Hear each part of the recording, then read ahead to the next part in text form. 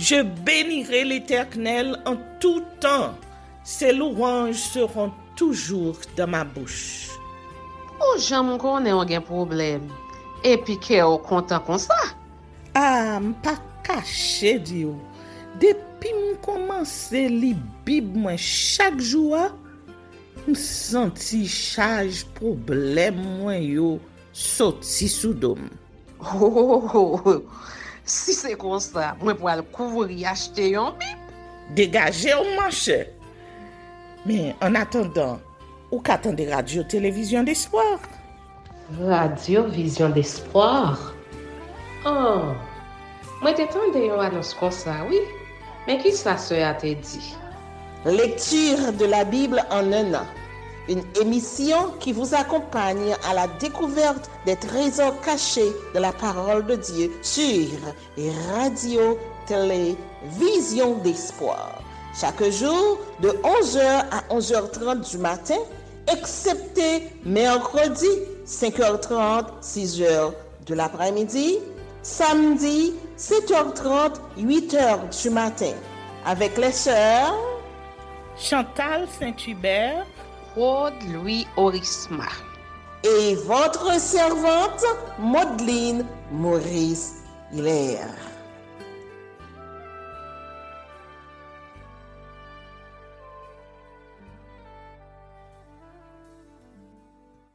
Saint-Esprit de Dieu, fais-nous la grâce de jouir de ta présence durant cette lecture qui enseigne, convainc, corrige, instruit et qui sauve.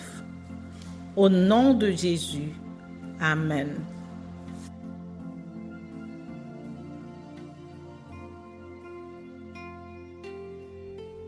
Lévitique, chapitre 26. Bénédiction et malédiction. Vous ne vous ferez point d'idole. Vous ne vous élèverez ni image taillée, ni statue. Et vous ne placerez dans votre pays aucune pierre ornée de figures pour vous prosterner devant elle, car je suis l'Éternel, votre Dieu. Vous observerez mes sabbats et vous révérerez mon sanctuaire. Je suis l'Éternel. Si vous suivez mes lois, si vous gardez mes commandements et les mettez en pratique, je vous enverrai des pluies en leur saison, la terre donnera ses produits et les arbres des champs donneront leurs fruits. À peine aurez-vous battu le blé que vous toucherez à la vendange. Et la vendange atteindra les semailles, vous mangerez votre pain à satiété et vous habiterez en sécurité dans votre pays. Je mettrai la paix dans le pays, et personne ne troublera votre sommeil. Je ferai disparaître du pays les bêtes féroces, et l'épée ne passera point par votre pays. Vous poursuivrez vos ennemis, et ils tomberont devant vous par l'épée. 5 d'entre vous en poursuivront 100, et 100 d'entre vous en poursuivront 10 000, et vos ennemis tomberont devant vous par l'épée. Je me tournerai vers vous, je vous rendrai féconds, et je vous multiplierai, et je maintiendrai mon alliance avec vous. Vous mangerez des anciennes récoltes, et vous sortirez les vieilles pour faire place aux nouvelles. J'établirai ma demeure au milieu de vous, et mon âme ne vous aura point en horreur. Je marcherai au milieu de vous, je serai votre Dieu, et vous serez mon peuple. Je suis l'Éternel, votre Dieu, qui vous ai fait sortir du pays d'Égypte, qui vous ai tiré de la servitude. J'ai brisé les liens de votre joug, et je vous ai fait marcher la tête levée. Mais si vous ne m'écoutez point et ne mettez point en pratique tous ces commandements, si vous méprisez mes lois et si votre âme a en horreur mes ordonnances, en sorte que vous ne pratiquiez point tous mes commandements et que vous rompiez mon alliance, voici alors ce que je vous ferai. J'enverrai sur vous la terreur, la consomption et la fièvre, qui rendront vos yeux languissants et votre âme souffrante, et vous sèmerez en vain vos semences. Vos ennemis les dévoreront. Je tournerai ma face contre vous, et vous serez battus devant vos ennemis. Ceux qui vous haïssent domineront sur vous, et vous fuirez sans que l'on vous poursuive. Si, malgré cela, vous ne m'écoutez point, je vous châtierai 7 fois plus pour vos péchés. Je briserai l'orgueil de votre force, je rendrai votre ciel comme du fer et votre terre comme de l'airain. Votre force s'épuisera inutilement, votre terre ne donnera pas ses produits, et les arbres de la terre ne donneront pas leurs fruits. Si vous me résistez et ne voulez point m'écouter, je vous frapperai 7 fois plus selon vos péchés. J'enverrai contre vous les animaux des champs, qui vous priveront de vos enfants, qui détruiront votre bétail et qui vous réduiront à un petit nombre, et vos chemins seront déserts. Si ces châtiments ne vous corrigent point, et si vous me résistez, je vous résisterai aussi, et je vous frapperai 7 fois plus pour vos péchés. Je ferai venir contre vous l'épée, qui vengera mon alliance. Quand vous vous rassemblerez dans vos villes, j'enverrai la peste au milieu de vous, et vous serez livrés aux mains de l'ennemi. Lorsque je vous briserai le bâton du pain, 10 femmes cuiront votre pain dans un seul four et rapporteront votre pain au poids. Vous mangerez et vous ne serez point rassasiés. Si, malgré cela, vous ne m'écoutez point, et si vous me résistez, je vous résisterai aussi avec fureur et je vous châtierai 7 fois plus pour vos péchés. Vous mangerez la chair de vos fils et vous mangerez la chair de vos filles. Je détruirai vos hauts lieux, j'abattrai vos statues consacrées au soleil. Je mettrai vos cadavres sur les cadavres de vos idoles, et mon âme vous aura en horreur. Je réduirai vos villes en désert, je ravagerai vos sanctuaires, et je ne respirerai plus l'odeur agréable de vos parfums. Je dévasterai le pays, et vos ennemis qui l'habiteront en seront stupéfaits. Je vous disperserai parmi les nations, et je tirerai l'épée après vous. Votre pays sera dévasté, et vos villes seront désertes. Alors le pays jouira de ses sabbats tout le temps qu'il sera dévasté et que vous serez dans le pays de vos ennemis. Alors le pays se reposera et jouira de ses sabbats. Tout le temps qu'il sera dévasté, il aura le repos qu'il n'avait pas eu dans vos sabbats, tandis que vous l'habitiez. Je rendrai pusillanime le cœur de ceux d'entre vous qui survivront dans les pays de leurs ennemis. Le bruit d'une feuille agitée les poursuivra. Ils fuiront comme on fuit devant l'épée, et ils tomberont sans qu'on les poursuive. Ils se renverseront les uns sur les autres comme devant l'épée, sans qu'on les poursuive. Vous ne subsisterez point en présence de vos ennemis. Vous périrez parmi les nations, et le pays de vos ennemis vous dévorera. Ceux d'entre vous qui survivront seront frappés de langueur pour leurs iniquités dans les pays de leurs ennemis.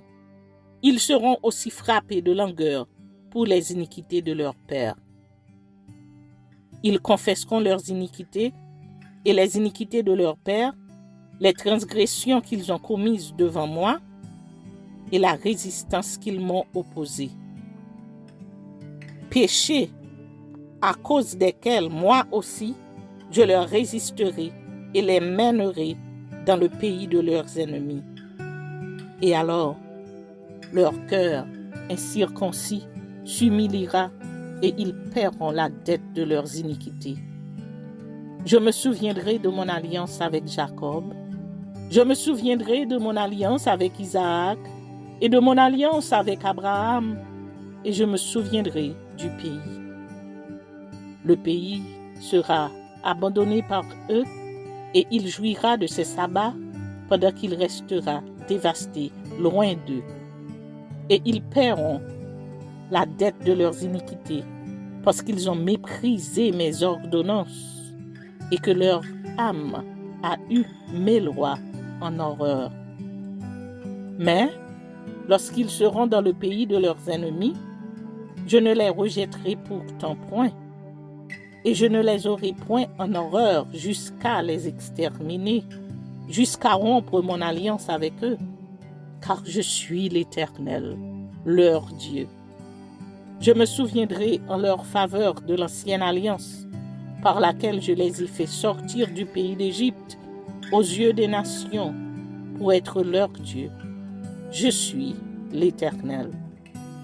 Tels sont les statuts, les ordonnances et les lois que l'Éternel établit entre lui et les enfants d'Israël sur la montagne de Sinaï par Moïse.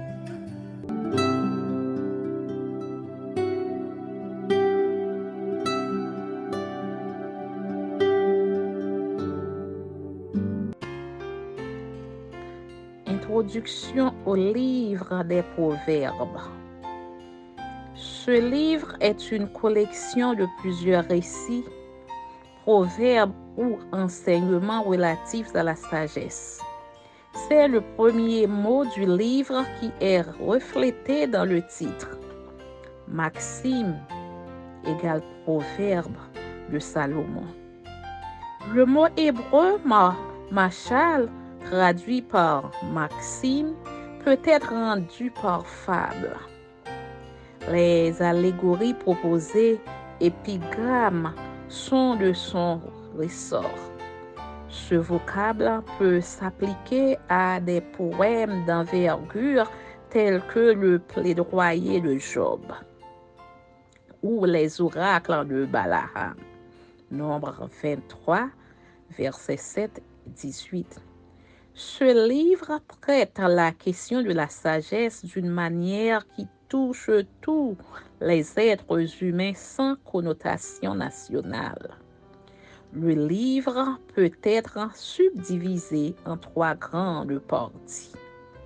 La première partie, c'est-à-dire chapitres 1 à 9, est une sorte d'introduction à la sagesse définie, recommandée et personnifiée. Le but du livre est de mettre en garde contre les mauvais enfants et de lancer un appel à la sagesse. Cette sagesse est comme un trésor caché qui préserve du mal, permet de craindre Dieu, d'aimer son prochain. Elle est donc à acquérir à tout prix, car elle nous préserve du dévergondage. Cette sagesse nous incite au travail et nous préserve de l'adultère. Elle est personnifiée et invite aussi bien le sceptique que le sage à fuir la folie. Dans le prologue, alterne la forme habituelle de l'instruction paternelle ou magistrale, mon fils, et celle plus originale de l'appel lancé à l'homme par une sagesse personnifiée. La deuxième partie, chapitres 10 à 29, constitue le cœur du livre. Certains recueils sont attribués au roi Salomon et d'autres aux sages. Cette collection de proverbes concerne tous les domaines de la vie et toutes les couches sociales. L'opposition entre le sage, le paresseux et le travailleur, le riche et le pauvre est mise en valeur. La troisième partie, chapitres 30 à 31, regroupe les paroles de sagesse d'Agur, fils de Jacquet, des proverbes numériques inspirés en grande partie de l'argent animal, des conseils à un roi du nom de Lemuel et une description du caractère de la femme vertueuse. À la collection principale s'en sont ajoutés d'autres plus réduites portant des titres distincts. Maximes de Salomon transmises par les gens d'Ézéchias. Paroles d'Agur, fils de Jacquet. Paroles du roi Lemuel. Les formules de Proverbes 22, 17 et 24, verset 23 signalent des collections distinctes. Le livre des Proverbes nous fait connaître une partie précieuse de l'expérience des Israélites. Il nous apprend comment les sages ont considéré des situations et des problèmes humains. Ce livre enseigne chaque personne, avant tout, en lui proposant une sagesse essentiellement tirée de l'expérience pratique et quotidienne. La sagesse des proverbes est avant tout basée sur une science d'observation. Amen.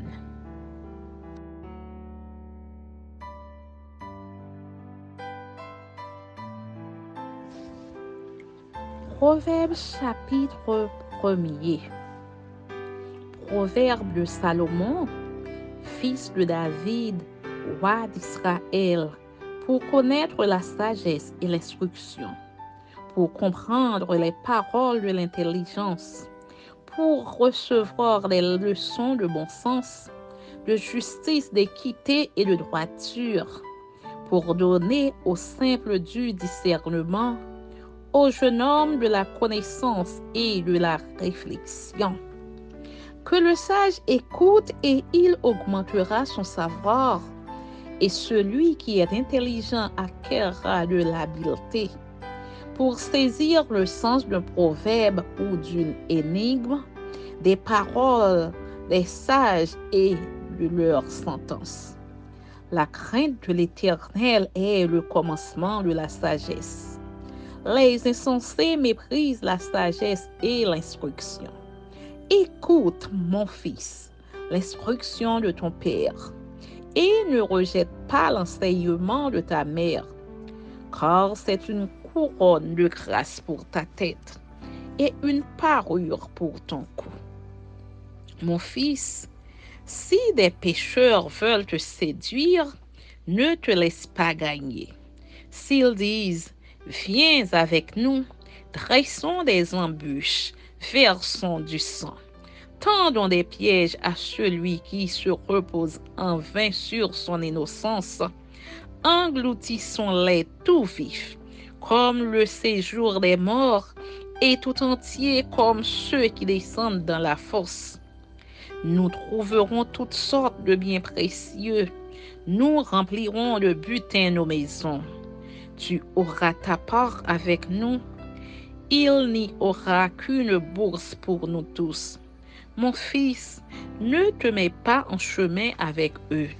Détourne ton pied de leur sentier, car leurs pieds courent au mal, et ils ont hâte de répandre le sang. Mais en vain jette-t-on le filet devant les yeux de tous ceux qui ont des ailes. Et eux, c'est contre leur propre sang qu'ils dressent des embûches. C'est à leur âme qu'ils tendent des pièges.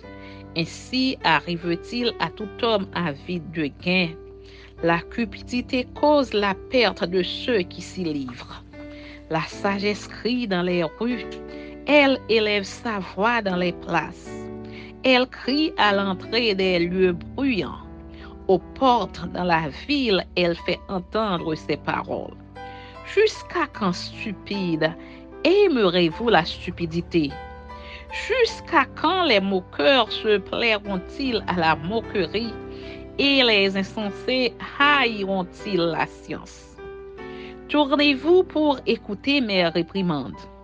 Voici, je répandrai sur vous mon esprit, je vous ferai connaître mes paroles. Puisque j'appelle et que vous résistez, puisque j'étends ma main et que personne n'y prend garde, puisque vous rejetez tous mes conseils et que vous n'aimez pas mes réprimandes, moi aussi, je rirai quand vous serez dans le malheur. Je me moquerai quand la terreur vous saisira. Quand la terreur vous saisira comme une tempête et que le malheur vous enveloppera comme une tourbillon, quand la détresse et l'angoisse s'enfondront sur vous, alors ils m'appelleront et je ne répondrai pas. Ils me chercheront et ils ne me trouveront pas, parce qu'ils ont haï la science et qu'ils n'ont pas choisi la crainte de l'Éternel, parce qu'ils n'ont point aimé mes conseils et qu'ils ont dédaigné toutes mes réprimandes.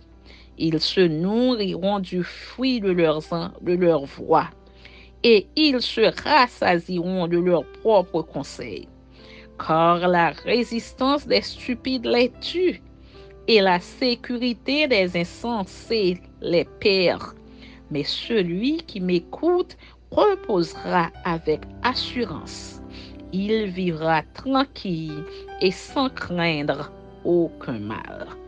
Amen.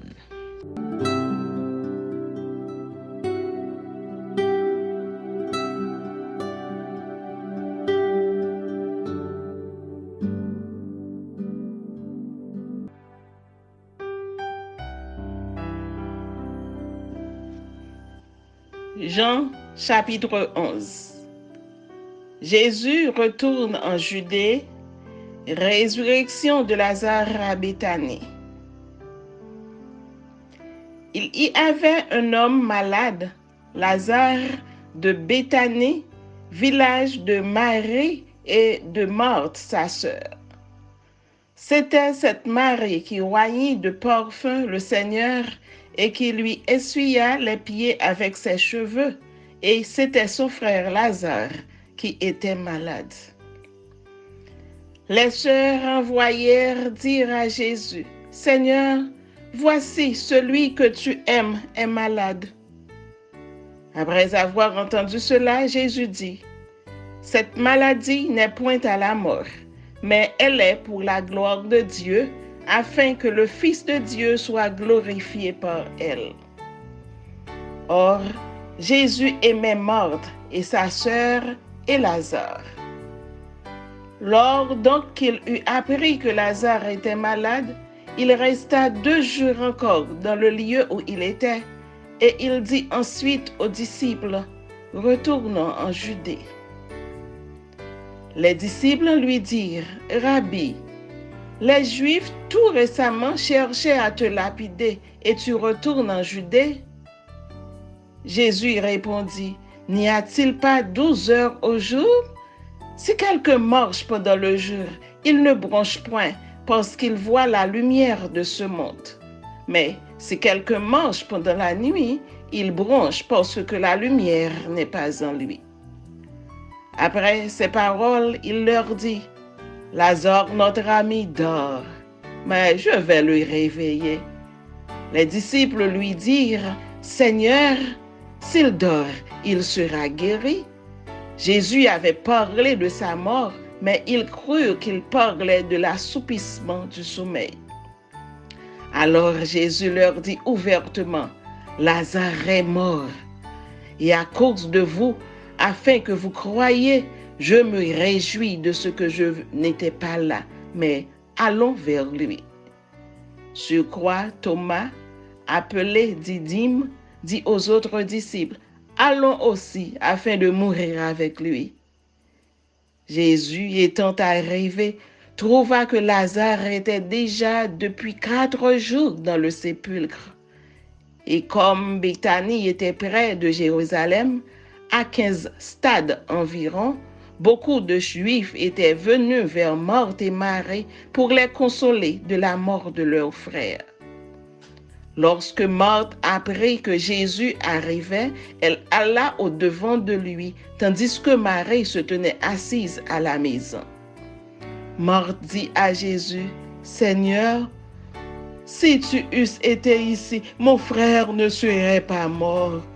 Mais maintenant même, je sais que tout ce que tu demanderas à Dieu, Dieu te l'accordera. » Jésus lui dit, « Ton frère ressuscitera. » Je sais, lui répondit Marthe, qu'il ressuscitera à la résurrection au dernier jour. Jésus lui dit, « Je suis la résurrection et la vie. Celui qui croit en moi vivra quand même il serait mort. Et quiconque vit et croit en moi ne mourra jamais. Crois-tu cela? » Elle lui dit, « Oui, Seigneur, je crois que tu es le Christ, le Fils de Dieu qui devait venir dans le monde. » Ayant ainsi parlé, elle s'en alla. Puis elle appela secrètement Marie, sa sœur, et lui dit, « Le Maître est ici et il te demande. » Dès que Marie eut entendu, elle se leva promptement et alla vers lui.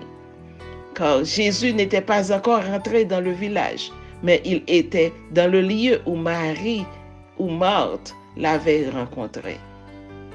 Les Juifs qui étaient avec Marie dans la maison et qui la consolaient, l'ayant vue se lever promptement et sortir, la suivirent, disant, « Elle va au sépulcre pour y pleurer. » Lorsque Marie fut arrivée là où était Jésus et qu'elle le vit, elle tomba à ses pieds et lui dit, « Seigneur, si tu eusses été ici, mon frère ne serait pas mort. » Jésus, la voyant pleurer, elle et les Juifs qui étaient venus avec elle, frémit en son esprit et fut tout ému. Et il dit, « Où l'avez-vous mis? » « Seigneur, lui répondirent-ils, viens et vois. » Jésus pleura.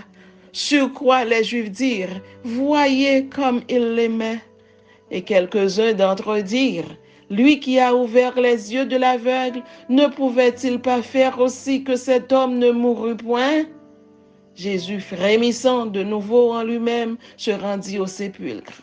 C'était une grotte et une pierre était placée devant. Jésus dit, « ôtez la pierre. » Marthe, la sœur du mort, lui dit, « Seigneur, il sent déjà, car il y a 4 jours qu'il est là. » Jésus lui dit, « Ne t'ai-je pas dit que si tu crois, tu verras la gloire de Dieu? » Ils ôtèrent donc la pierre. Et Jésus leva les yeux en haut et dit, « Père, je te rends grâce de ce que tu m'as exaucé. Pour moi, je savais que tu m'exauces toujours.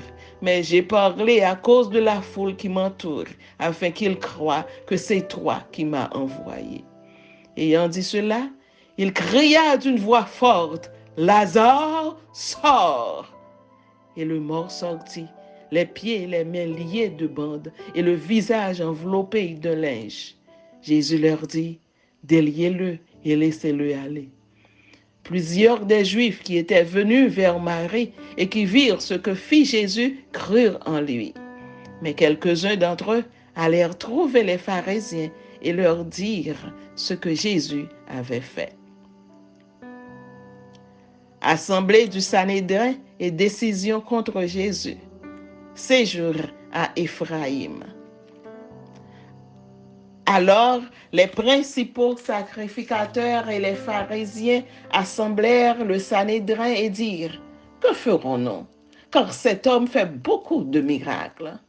Si nous le laissons faire, tous croiront en lui et les Romains viendront détruire notre ville et notre nation. » L'un d'eux, Caïphe, qui était souverain sacrificateur cette année-là, leur dit, « Vous n'y entendez rien. Vous ne réfléchissez pas qu'il est dans votre intérêt qu'un seul homme meure pour le peuple et que la nation entière ne périsse pas. Or, il ne dit pas cela de lui-même, mais étant souverain sacrificateur cette année-là, il prophétisa que Jésus devrait mourir pour la nation. Et ce n'était pas pour la nation seulement, c'était aussi afin de réunir en un seul corps les enfants de Dieu dispersés. Dès ce jour, ils résolurent de le faire mourir. C'est pourquoi Jésus ne se montra plus ouvertement parmi les Juifs, mais il se retira dans la contrée voisine du désert, dans une ville appelée Éphraïm, et là, il demeurait avec ses disciples. Approche de la Pâque, Jésus attendu à Jérusalem. La Pâque des Juifs était proche et beaucoup de gens du pays montèrent à Jérusalem avant la Pâque pour se purifier. Ils cherchaient Jésus et ils se disaient les uns aux autres dans le temple, « Que vous ensemble, ne viendra-t-il pas à la fête ?» Or, les principaux sacrificateurs et les pharisiens avaient donné l'ordre que, si quelqu'un savait où il était, il le déclarât afin qu'on se saisit de lui.